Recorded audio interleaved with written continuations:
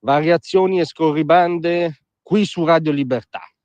Allora imperversa lo spettro del grande ritorno di Romano Prodi nel dibattito pubblico italiano. Mai espressione fu più adeguata di spettro, perché ricordiamo che Romano Prodi è anche colui che era tra i partecipanti alla famosa seduta spiritica in cui uscì il nome del covo in cui le Brigate Rosse tenevano Aldo Moro, cioè uscì il nome Gradoli, e Moro era appunto detenuto in via Gradoli.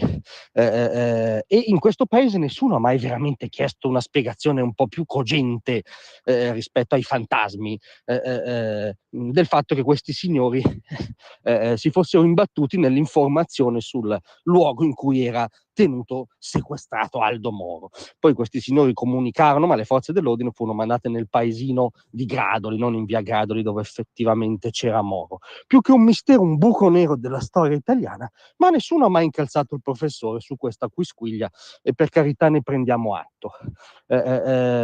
Ma più in generale fa fatica il mainstream a contenere l'entusiasmo per il ritorno prodiano. Soprattutto oggi Fabrizio Roncone sul Corriere si esercita attorno al professore che ritorna e fa innervosire la destra, perché uno degli scopi di questi giornalisti terzisti seri e riflessivi è far innervosire la destra.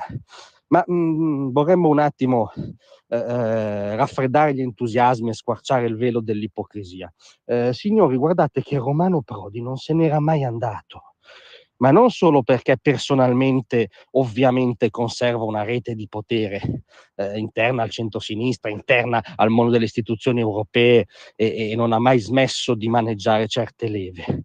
Ma non se n'è mai andato in un senso più profondo, cioè Romano Prodi rappresenta esattamente cos'è oggi la sinistra italiana, o meglio, sinistra è una parola convenzionale che fa comodo giornalisticamente, ma non indica più nulla, diciamo l'establishment pseudo-progressista italiano.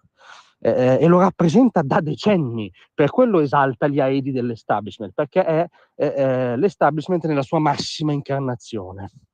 Anzitutto è uomo storicamente diciamo del capitalismo di relazione, del capitalismo appoggiato allo Stato, se non smaccatamente statalista, all'italiana. Ricordiamo solo la sua illuminata, tra molte virgolette, guida dell'IRI, che sostanzialmente uscì decotta dalla sua gestione, il tentativo di svendita della Smea De Benedetti, fermato solo dall'opposizione di Craxi, ma insomma il suo essere in tutti i gangli delle grandi aziende di Stato appoggiate allo Stato. È l'uomo ovviamente delle entrate in Europa e nell'euro masochista, nel senso che l'Italia di fatto entrò nell'euro col cambio 1-1, no? Cioè fu duplicato il cambio dell'euro, ma lui soprattutto disse entrare nell'euro sarà come lavorare un giorno in meno alla settimana, questa meravigliosa espressione che indicava che c'era un'ideologia che lo guidava, un'ideologia eurocratica. L'ho sostenuto più volte anche nei ruoli europei, che ha avuto la primazia delle leggi europee su quelle italiane. E poi Romano Prodi, possiamo dire, non è un amico dell'Occidente, non è un amico del legame transatlantico, per usare un eufemismo. Un allora europarlamentare britannico addirittura rivelò alla BBC che la famosa ex spia sovietica Litvinenko, poi uccisa col polonio, aveva confidato che Prodi era un uomo del KGB.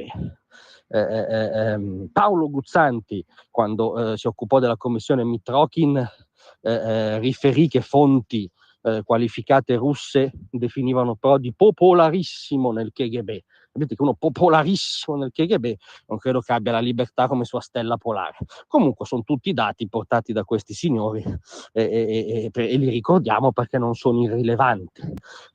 Dopodiché è un entusiasta filocinese Prodi, non solo è consulente di un'importante agenzia di rating cinese, ha appena avuto la cattedra di cultura italiana voluta dalla Fondazione Agnelli, capitalismo di relazione, tutto è legato a Pechino, ha magnificato con video, interventi, conferenze, le magnifiche sorti progressive garantite dal Dragone anche per l'Italia e l'economia italiana. Possiamo dire che non è un grande amico del mondo occidentale, dell'unione del mondo occidentale tra le due sponde dell'Atlantico, via, mettiamola così. Poi ovviamente Romano Prodi, quando ha governato, è stato l'uomo della patrimoniale, l'uomo delle tasse al ceto medio, l'uomo delle privatizzazioni senza liberalizzazioni, solo per fare diciamo, gli interessi dei soliti noti, degli amici che poi danno cattedre magari a Pechino.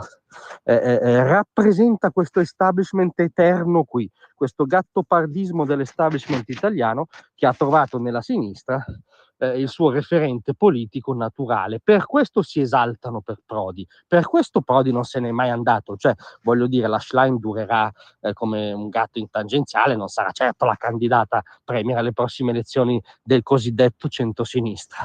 Prodi era, è e temo sarà il vero capo del centrosinistra per quello che rappresenta, prima ancora che per quello che poi praticamente fa e comunque fa, come abbiamo visto in questi giorni, sarebbe ancora tra i registi della, come dire, della gamba di centro, cioè catto comunista a sostegno del PD. Non se n'è mai andato Romano Prodi, non se n'è mai andato perché la sinistra italiana ha quell'alfabeto lì, ha quei riferimenti lì, ha attuato quelle politiche lì. E come dire, fa bene anche da un'ottica di centrodestra ricordarselo, che l'avversario è quello e che quindi la vera partita è cambiare il paese in senso radicalmente opposto. Grazie a tutti, vi aspetto stasera alle 18.